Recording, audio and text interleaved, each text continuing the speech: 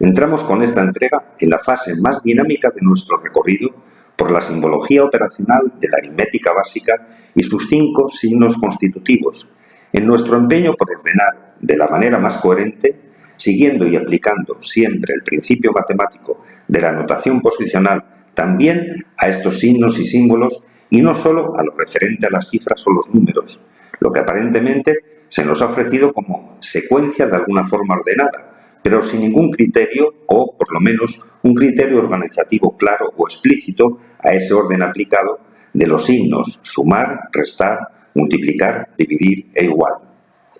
Como hemos apuntado anteriormente, para la ciencia y concretamente para los científicos matemáticos, sobre todo a partir del Renacimiento, en los siglos XIV y XVII, donde todos estos signos ya estaban de alguna manera aceptados y en curso en las transacciones mercantiles y económicas, parecería que su empeño se ha dirigido siempre y unívocamente hacia lo más pragmático y práctico, pero a la vez insípido, de las matemáticas como ciencia, las cifras y no los números, el ámbito mercantilista. El echar cuentas y no darse cuenta, actuar de forma inconsciente al despreciar el significado más profundo de estas herramientas básicas operacionales que hacían posibles sus objetivos, que son precisamente sobre las que estamos basando este estudio y razonamiento pormenorizado, como si realmente de un axioma se tratase, que así lo es, por su trascendencia extensiva, como vamos viendo, hacia muchos otros ámbitos de significación, criterios, ciencias y disciplinas, incluso para la vida diaria. El planteamiento cartesiano en las ciencias y el pensamiento social, su concepto dualista, dividido, dicotómico, polarizado, divergente, exclusivista y reduccionista, sobre todo a partir de los siglos XVII y XVIII, viene a conferir una manera de planteamiento, pensamiento y acción entre estos intelectuales y científicos occidentales, adoptado y conservado hasta nuestros días, perdiendo esa visión más globalista, integrativa y convergente de forma ancestral del pensamiento orientalista y filosófico de la sabiduría, enfrentando a esta última con las ciencias occidentales, basadas en el fundamentalismo dogmático y ya más que obsoleto del método científico. Esos mismos científicos, herederos del método cartesiano, con el poder decisorio y académico de qué es lo que vale y qué no, en nuestros días han llegado, en ese empeño de separación, división y especialización fragmentada de la realidad, a dirigir su foco de atención desde hace ya casi 100 años, en la versión más actual de la física, la cuántica y de partículas, hacia los elementos más ínfimos encontrados en lo que a lo material se refiere. Al parecer, muchos de ellos solamente, todavía teóricamente, llegando nada menos que a concebir la llamada partícula de Dios o bosón de Higgs, para estos mismos científicos, oficialmente poseedores de la verdad, que aparentemente han llegado al límite inferior de la existencia material, clamando a la vez por llegar a conseguir formalizar y consensuar esa teoría del todo que pusiera definitivamente de acuerdo los desacuerdos y fracturas de la ciencia. Curiosa paradoja esta de los científicos hiperespecializados y sus especulaciones fragmentativas sobre el todo. Y más aún que esos, sus intereses y focos de atención experimental, sean meramente, casi siempre especulativos, dirigidos y comprados por las grandes multinacionales tecnológicas, farmacéuticas y agroquímicas del planeta, que están contribuyendo muy y mucho a la aniquilación de nuestra propia especie, del resto de las especies de todo tipo, del medio ambiente y de todos los ecosistemas que soportan la vida en nuestro planeta, con la siempre presente excusa del progreso y un consumismo salvajemente asociado al mismo. No queda otro camino a estas alturas de la película para este hombre deshumano que somos si queremos intentar revertir el proceso que el del reseteo y restablecimiento de una consciencia y conciencia global debidamente conjugadas, que parta de lo individual de cada uno, de su responsabilidad y corresponsabilidad como ser humano. Ningún gobierno, ninguna entidad gubernamental, por muy altruista que se presente, desde fuera de nosotros, nos vendrá a solucionar ni a tiempo estos problemas. Aún pertenecemos a este bellísimo planeta azul que nos sostiene en un camino incierto, de acuerdo, sí, pero cargado de la coherencia dentro de este sistema, que junto a una estrella que llamamos Sol recorre los confines de esta galaxia hacia su centro, a través del universo expresado. Insistimos, pues, que el detenimiento, la observación más profunda y la lectura objetiva, el desarrollo e interpretación adecuada de estos signos y símbolos que son básicos y forman parte tan fundamental de nuestra mentalidad, cultura y existencia, es completamente ya no solo necesaria, sino urgente para tratar de obtener el mejor de los partidos, pero sin intentar partirlo de nuevo, aprovechando todas las herramientas y atributos prácticos y eficaces que irán surgiendo a medida que vayamos avanzando en este proceso, y que supondrán un mejor afronte y posible solución a todo lo que nos espera por venir y resolver, para no seguir en este estado constante y no superado de subdesarrollo.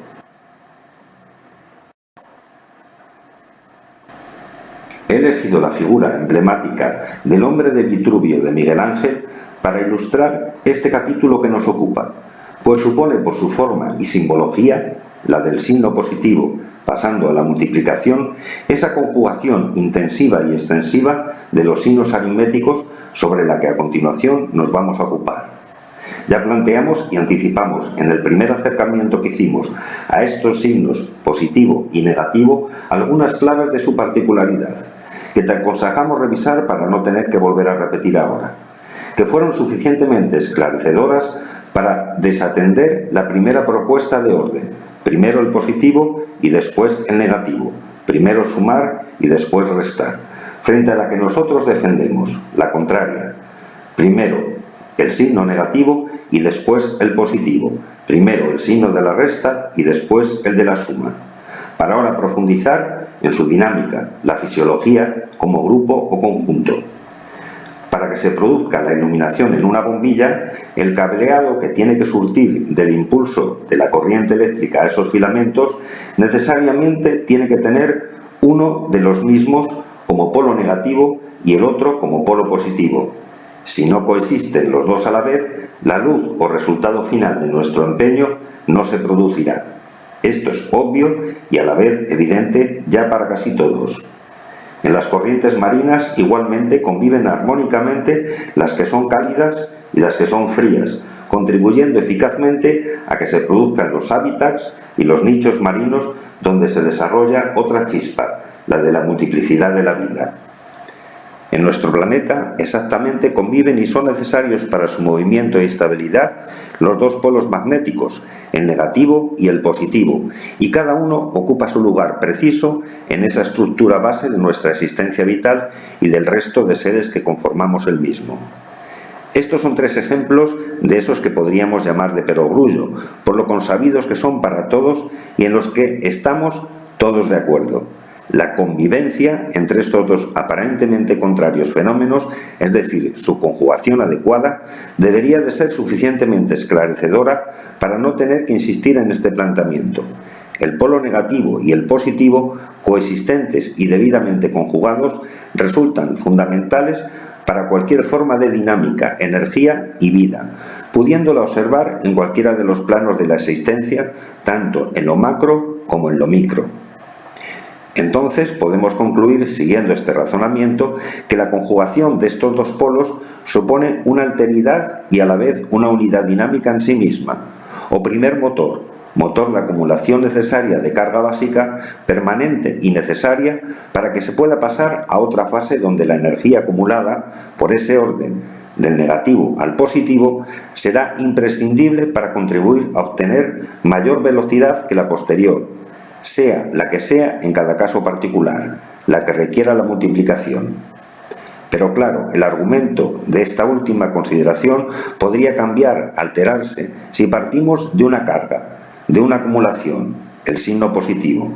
y le vamos quitando, restando parte de la misma, el signo negativo. El resultado energético necesario para dar el próximo salto o el próximo paso, la multiplicación, ya no será el mismo, es decir, nos reducirá la posibilidad energética y la dinámica de aceleración, que son condiciones imprescindibles y necesarias del siguiente signo de la secuencia que estamos ordenando, el de la multiplicación. Aquí el orden de factores sí que altera el producto y nunca mejor dicho.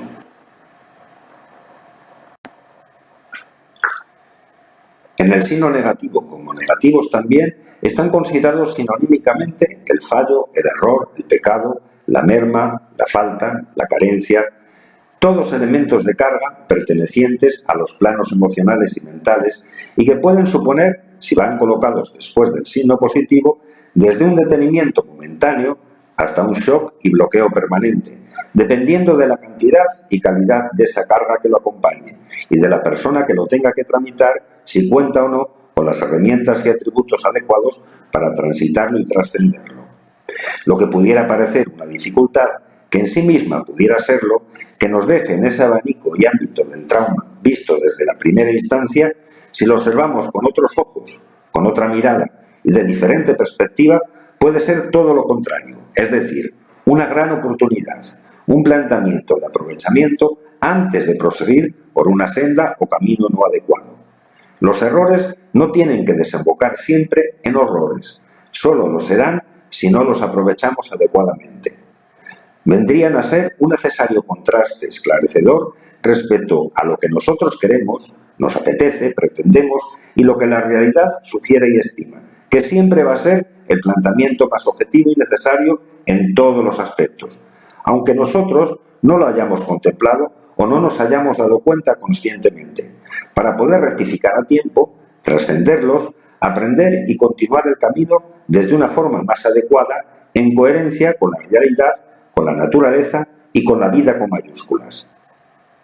Una vez entendido y trascendido conscientemente y consecuentemente este bache, el negativo surgido a posteriori del positivo pasará a su lugar de primera secuencia, es decir, anterior al signo positivo,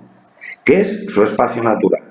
como archivo en la memoria, dejando paso ya sin obstáculos para seguir adelante sin tener que ser compensado de forma artificiosa con cualquier otro sustituto o sucedáneo, que en apariencia nos sea más factible y rápido, pero no seguro para resolver la situación, convirtiéndose a su vez en combustible necesario para nuestra existencia y no que nosotros nos convirtamos en el combustible de ese sustituto artificial o artificioso o sucedáneo y permanezcamos crónicamente en la inmadurez y en la inconsciencia. Si yo leo esta secuencia del signo negativo en el error con un código para traducirlo adecuadamente, lo emplearé para seguir desarrollándome, construir y construirme en convergencia integrativamente en la realidad, la naturaleza y el orden cósmico del universo expresado y bien civilizado y no para destruirme. El error, visto, traducido y tratado de esta forma conscientemente, pasa a ser de nuestro peor y más malvado enemigo a nuestro mejor aliado y fiel compañero. Otro error de lectura grave del signo negativo o error de interpretación sobre lo faltante o las carencias, negativo, positivo, negativo, son las adicciones y la tecnología malentendida y peor interpretada, como así ha venido siendo de los albores de los tiempos, cuando ésta empezó a surgir. Va conduciéndonos y actualmente a mucha más acelerada velocidad al fracaso evolutivo natural, esa forma positiva de evolución desde dentro y desde sí y no desde los artificios externos que mantienen todas las demás especies y poblaciones del planeta, conduciéndonos inexorablemente a este ser humano civilizado y actualmente altamente evolucionado a la ineptitud, a la inmadurez, a la dependencia extrema, a la enfermedad y a la muerte, pese a su aparentemente y muy bien vendida condición de progreso. Un ejemplo que ilustra muy claramente este planteamiento, pero desde otra perspectiva, es el siguiente. Lo que se ha aprovechado, y con muy malas intenciones, y lo afirmo así de claro desde el principio, por algunas de las religiones, como la cristiana católica, que es la que más de cerca conocemos en su trayectoria y acciones, por el territorio el que nos ha tocado vivir. Ese aparentemente error primigenio lo convirtieron en pecado original, solamente con la intención de crear adeptos y acólitos ya desde el nacimiento, para su empresa, fines y beneficios económicos progresivos y de poder que les han concedido los gobiernos de todas las clases a los que siempre se han asociado, basándose en el número de socios con los que contaba. Esta misma lectura inapropiada y oportunista la podemos observar desde otra óptica. Ese error inicial, ese negativo del principio, solamente podría tener que ver con lo que nos falta, lo que es necesario tener en cuenta en nuestra estructura evolutiva que la naturaleza prevé en cada ser que inaugura su vida, hacia una mejor adaptación al medio, es decir, a una mejor y más coherente intercomunicación.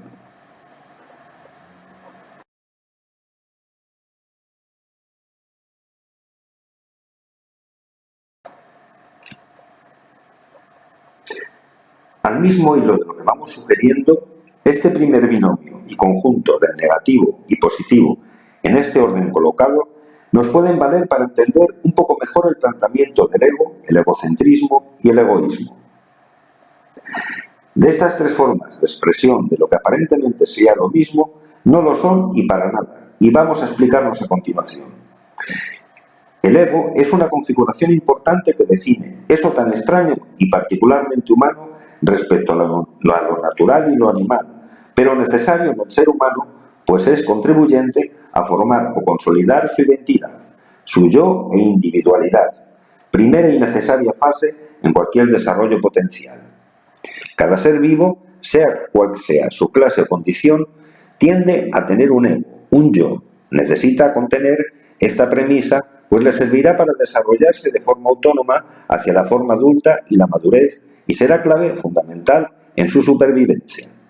Pero la diferencia de este ego con minúscula al ego con mayúscula, que puede darse en el caso del humano, es que el ego de los otros seres vivos está en ese orden, al servicio de sí mismo en primera instancia, sí, pero con las miras siempre puestas y presentes de mejorar su especie, y en definitiva, la interrelación y adaptación coherente con el planeta que le permite su vida y su existencia. Cuando hablamos de egoísmo, egocentrismo, ya solo es en el caso de ser humano, y es cuando se interrumpe esa segunda condición que se da al respeto en cualquier otro ser vivo. El ego, con minúscula inicial y necesario, se inflama y se inflama, y se sobrevalora, convirtiéndose en un ego con mayúsculas, generalmente por no trascender las carencias de cualquier índole,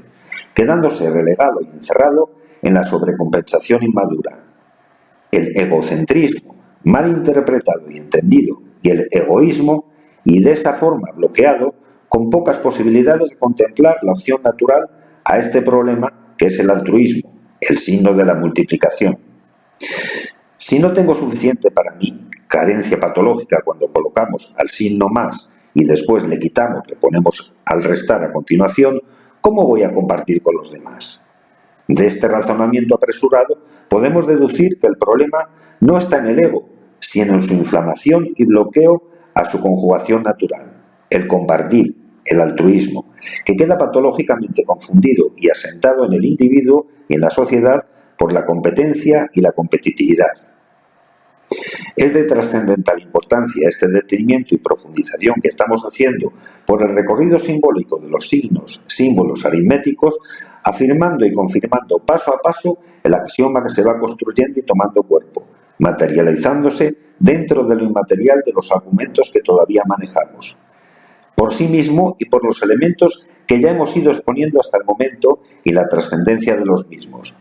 Quedan aún más de la misma importancia para observar y ser descritos y sumarse a los que vamos viendo, también muy importantes, que llegarán y se colocarán en su sitio y en su debido momento. Otra reflexión sencilla, pero también oportuna para seguir aclarando el conjunto de este par de aparentes elementos o signos contradictorios y contrarios, sería la siguiente. Cuando ante algo de dudoso resultado que nos tenemos que enfrentar, pero que en principio pensamos nos puede ser favorable y conveniente, decimos, total, en no ya lo tengo, y subrayo ese no con mayúscula, como diciendo, al menos merece la pena intentarlo, por si acaso, vamos a poner el caso de que ese interrogante de futuro que la proposición supone en vez de una posibilidad, signo positivo, que puede ser sí positivo o no negativo, ante la argumentación, el no ya lo tenemos, fuese un error, en cualquiera de sus formas, en vez de bloquearnos y a veces no vemos lo suficiente capaces de intentar resolverlo, lo vamos a considerar igual que en el supuesto anterior, una posibilidad de aprovechamiento y posterior positividad cuando lo trascendamos. Y en vez de colocarlo o entenderlo después de nuestro particular más, el signo positivo, lo vamos a llevar utilizando a través de la consciencia a ese no con minúscula que está anterior al positivo, al signo positivo, a ese espacio y su espacio natural que no sea, en este caso, para esconderlo, sino para contextualizarlo en la potencialidad que este mismo negativo tiene y supone para ser integrado al positivo a posteriori, que le contribuirá en ese faltante, integrándolo definitivamente en el positivo como potencial y a la vez siendo combustible de nuestro desarrollo, eliminándolo como obstáculo y aprovechándolo como atributo bien interpretado y potencial de futuro, creando así una anticipación de lo que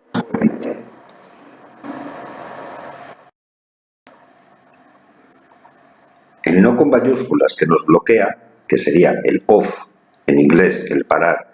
y detiene en la conjugación de la secuencia hacia el signo de la multiplicación su siguiente, se puede transformar en su momento en un sí y afirmar el signo positivo, o al menos si no lo logra inmediatamente, por lo menos lo habremos transformado de no en on, jugando con las palabras adelante en inglés, confiriéndole una inercia de movimiento y no de bloqueo hacia mi existencia en la coexistencia, interpretando y conjugando mejor el mapa que me guía por el territorio que cohabito, físico, emocional, mental, social y en una máxima extensión planetaria y universal.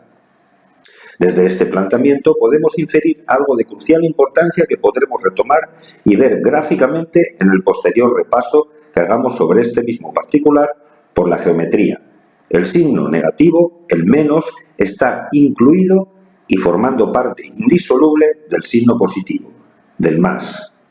Insistimos para subrayar de nuevo un planteamiento. Cuando tuvimos que pensar y decidir qué título podríamos definir para poner en este seminario de desarrollo personal tan particular, elegimos, no por casualidad, sino por causalidad, el término conjugando. Pues como vamos viendo, e iremos ampliando y confirmando, se trata simplemente de eso, de conjugar conscientemente el verbo del ser y de la vida, el de vivir y de transconjugar el verbo amar. Si conseguimos llegar a entender, leyendo e interpretándolos de otra manera más creativa y sugerente estos tres principios, habremos conseguido nuestro objetivo para poder proponernos un propósito existencial como ser humano en la humanidad con mayúscula que nos tendría que representar con mayor implicación consciente y consciente. Vamos a por el otro conjunto y par de signos, el de la multiplicación, el por, y el de la división, que habiendo transitado ya, y de la forma que lo hemos hecho los dos anteriores, será mucho más rápido entenderlos, integrarlos en nuestro razonamiento lineal, pero a la vez también no lineal, espacial, pero sobre todo también temporal, analógico, pero también analítico, particular, pero llevado integrativa y convergentemente a la totalidad. Y recojo el término más rápido, que acabo de utilizar en la frase anterior para subrayarlo en esta, entenderlo en su minúscula para llegar a potenciarlo en su máxima expresión, la mayúscula, la velocidad a velocidad exponencial, que es lo que nos propone el signo, símbolo de la multiplicación.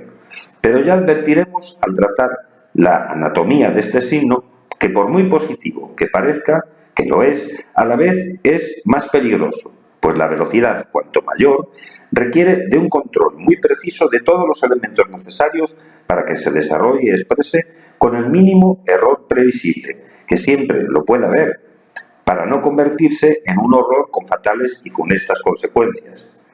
Con el conjunto anterior bien configurado, el negativo anterior al positivo, mejor elaborado y aprovechado al máximo, con mayúsculas, en su dinámica y integridad, ya tenemos el antes necesario y dispuesto, la gasolina, la energía necesaria, mantenida e incrementada, la posibilidad para dar el salto de velocidad de lo cuantitativo a lo cualitativo, si disponemos y sabemos bien manejar un Ferrari en la pista adecuada.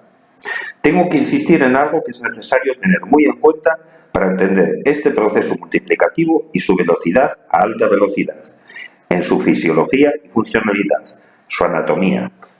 Si el signo positivo advertimos que ya formaba parte de su estructura en el negativo, es decir, lo contenía, en el signo de la multiplicación que tiene en su estructura anatómica el positivo, también está ese necesario negativo integrado, lo que viene a subrayar el planteamiento de máximo control en todos los sentidos y de todos los sentidos y en circunstancias de ese conductor ante los posibles imprevistos errores, fallos, baches y averías, despistes, pues a mayor velocidad, mayor riesgo. Y creo que si nos planteamos esta velocidad no es para vivirla desde el miedo, sino para disfrutarla en lo que supone una lectura necesaria y no aparentemente tan frívola de correr por correr o por ganas de ganar carreras y obtener premios, que entenderemos en la próxima entrega cuando construyamos la secuencia ordenada más elaborada y definitiva. Ante esta máxima velocidad, mayor control supone también entender que estamos obligados a saber conjugar nuestros límites y nuestros alcances para interpretarlos adecuadamente y no quemar el motor. Y ese motor, entre comillas, es una metáfora de cualquier sistema, de cualquier orden que sometamos a este incremento progresivo de velocidad, pues no se trata de competir ni ganar nada gratuitamente y a lo bobo, y digo a lo bobo sin sentido o con el sentido adecuado y coherente en el que se emplea el aumento de la velocidad en la naturaleza como elemento necesario y de primer orden para la supervivencia, como depredador para alcanzar a la presa y como presa para evitar que la alcancen y se la coman. Nuestro planteamiento de velocidad o de alta velocidad, que implica tanto cuantitativa como cualitativamente el signo que estamos tratando, nada tiene que ver con la competición y el mero placer del riesgo vital que esto supone, sino con la competencia dentro de la coherencia. ¿Y qué pasaría si a esta velocidad vertiginosa que vamos proponiendo, de repente viene un parón, un bache, un error, sino el último y el insalvable, el bache más profundo e imprevisto, el bloqueo y parón más total? Aquí presentamos precisamente e introducimos el signo y el símbolo que forma el conjunto dinámico con el anterior, la división. Y es aquí donde te sugerimos vuelvas a revisar las imágenes que en el anterior vídeo utilizábamos para contextualizar este signo de la división. Por muy duras y desagradables que parezcan, son imágenes reales, es la realidad. Y quédate en la memoria con las mismas, sobre todo con las últimas, las más crueles si cabe. Si no teníamos bastante con el desgaste o descarga positiva del signo positivo, cuando le poníamos un negativo a continuación y no lo sabemos leer, interpretar y trascender, podemos imaginarnos qué ocurrirá con este signo, el de la división a continuación de la oportunidad, de la máxima expresión en todos los sentidos y la velocidad. Esto último ya veremos por qué es tan importante del signo en la multiplicación. Hemos llegado casi al final de la película de aventuras, aquella que os proponíamos para ilustrar el sentido criptográfico que íbamos a utilizar en la lectura de lo aparentemente fácil, no problemático, inocente y sencillo de memorizar y repetir como un loro, esa secuencia de los signos aritméticos operacionales que nos proponían, donde el héroe, el Indiana Jones de turno, después de muchas carreras y altas velocidades por persecución, está frente a la puerta que le separa del éxito y la gloria que supone el conseguir aquel preciado trofeo o tesoro, pero que tiene que ordenar estrictamente bien unos signos, bien grabados en la piedra, para que se abra y pueda accederse a la cámara que lo guarda, sin fallar un solo intento, pues eso le costaría el caer en la trampa, su última trampa, el derrumbarse de la cueva y perder la vida. Pues nos falta por integrar y entender mejor, interpretar adecuadamente este último signo de la secuencia, pues si no, creo que sabremos muy bien cómo va a terminar la película. ¿Habrá otra opción no tan triste y funesta del final, de este caso y de todos, incluido el final último, el del finado? ¿Qué mal digerimos si entendemos el fracaso? Los fracasos los tenemos tan a menudo, y menos los de los héroes, que siempre son de ficción. Nos sentimos muy interpretados por ellos. Llegar a hacer, aunque sea de mentir, lo que nosotros no somos capaces ni soñando.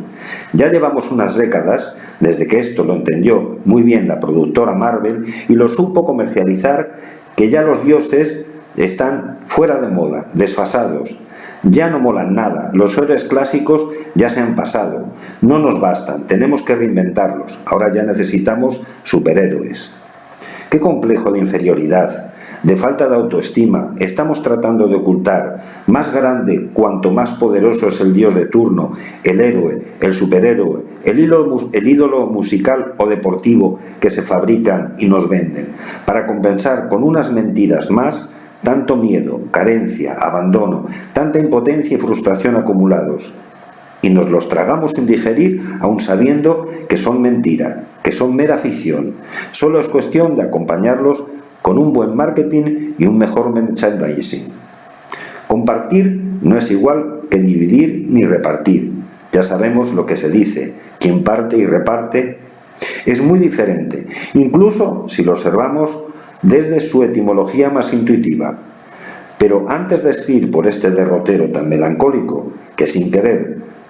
pero por atrevernos a meter en medio la incómoda consciencia en la secuencia, se ha ido formando en las últimas frases, vamos a rebajar la tensión y la emoción y la velocidad exponencial de la que ya habíamos hablado podía conseguirse en el signo multiplicativo a tope, volviendo a la fría ciencia y pura de las matemáticas. Una propuesta que de momento no va a ser la solución definitiva. Os prometo otra mucho mejor y más emocionante a medida de que vayamos transitando nuestro recorrido y colocando las piezas de este puzzle por su orden y en su más preciso momento, no solo para que sean entendidas e interpretadas, sino que se conviertan en recursos, atributos, proposiciones factibles para poderse llevar a cabo en nuestra existencia del día a día. Sin tratar de hacer trampa, vamos a observar con otros ojos diferentes y diferente perspectiva la crudeza incómoda del signo de la división, que ya era cuando nos trataron de enseñar operativamente a utilizarlo, sin explicarlo en profundidad como correspondía, lo que más dificultad suponía al echar las cuentas. Ni comparación con la suma o la resta, ni incluso con la multiplicación. Como la división, nada. Ya no le veíamos entonces mucho sentido, quizás intuitivamente. Quien parte y reparte se queda con la mejor parte, y parece ser que siempre, paradójicamente, los que les toca la menor parte o la peor somos la mayoría. No hace falta comentarios a este respecto. La multiplicación y la división, como vamos observando, están estrechamente relacionadas, ya que la división es la operación inversa a la de la multiplicación. En la división se busca separar en grupos iguales, mientras que en la multiplicación se busca unir o juntar en grupos iguales. Todo número tiene dos opuestos, el inverso aditivo y el inverso multiplicativo, también conocido como recíproco. Todos los números también tienen un inverso multiplicativo, excepto el 0. Si tenemos, por ejemplo, 4 por 5 igual a 20, sus relaciones inversas en formas de división serían las siguientes. 20 dividido entre 5 sería igual a 4 y 20 dividido entre 4 sería igual a 5. De igual forma, si tomamos la división de 30 dividido entre 3 igual a 10, sus relaciones inversas en forma de multiplicación serían las siguientes. 3 por 10 sería 30, 10 por 3 sería 30. Al aplicar la operación de producto inverso, básicamente con esta forma de calcular, desarrollamos la división como un producto inverso y la resta dentro de la suma.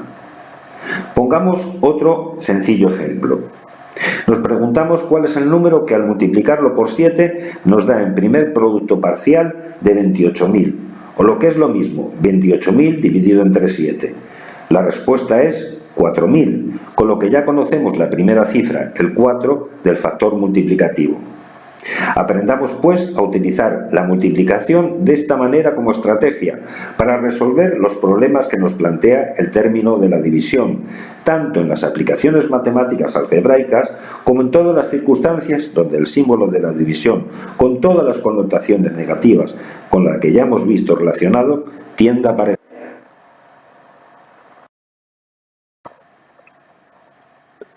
Si vamos no solo aprendiendo, sino entendiendo en profundidad y aplicando estas nuevas estrategias o puntos de vista diferentes de entender los símbolos y signos algebraicos,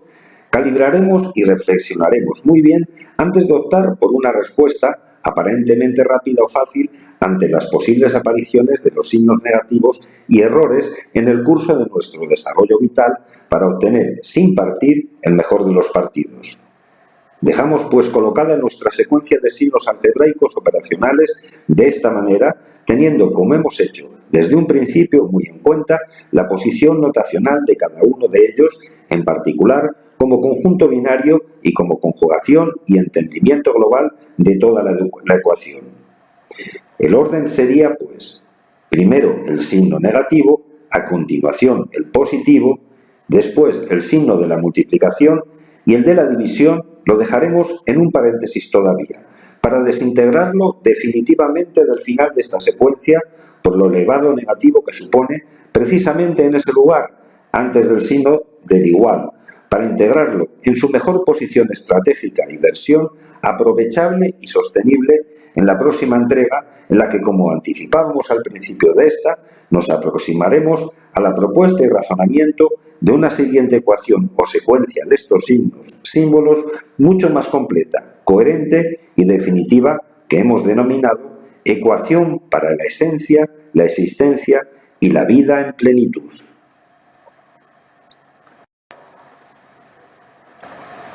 Hemos querido terminar esta entrega con un epílogo que viene a resaltar el significado de la figura que nos ha acompañado para ilustrar este capítulo, el hombre de Vitruvio de Miguel Ángel, que se justifica y entra en sincronía con las fechas en las que hemos elaborado y presentado este tema, la Semana Santa, donde en unos pocos días se recogen y recuerdan los últimos acontecimientos, la pasión de un hombre también muy significativo, Jesús de Nazaret, cuyo paso por lo que de divino, místico, renovador en el concepto del amor podría tener su historia, vendría a suponer un antes y un después en la vida de muchos miles de millones de personas en todo el mundo. Asimismo, en lo mundano y terrenal, el hombre de Vitruvio vino a arrojar luz sobre la oscuridad y el caos de la Edad Media a través de la ciencia y el arte. Que el cuerpo humano se pudiera representar a través de proporciones matemáticas simbolizaba el fin del oscurantismo y el triunfo de la objetividad sobre la subjetividad de las supersticiones e incluso de la religión. El nuevo ideal de hombre, que también renace, el perfecto caballero, hábil como poeta y como guerrero. Un nuevo ideal de belleza donde la naturaleza, el ser humano y el amor se representan idealizados. Se describe un mundo no como es, sino como debería de ser, el ideal de humanidad. Sirvan, pues, estos dos ejemplos, estos dos ideales humanistas de renovación, recogidos en estos momentos del año, donde acabamos de iniciar la estación más renovadora de todas, la primavera, como homenaje para señalar tanto el reconocimiento de lo que somos y de lo que nos hemos llegado a convertir, como lo que podemos llegar a ser, simple y sencillamente reaprendiendo a conjugar dos verbos de una forma más consciente y coherente, el ser y el amar.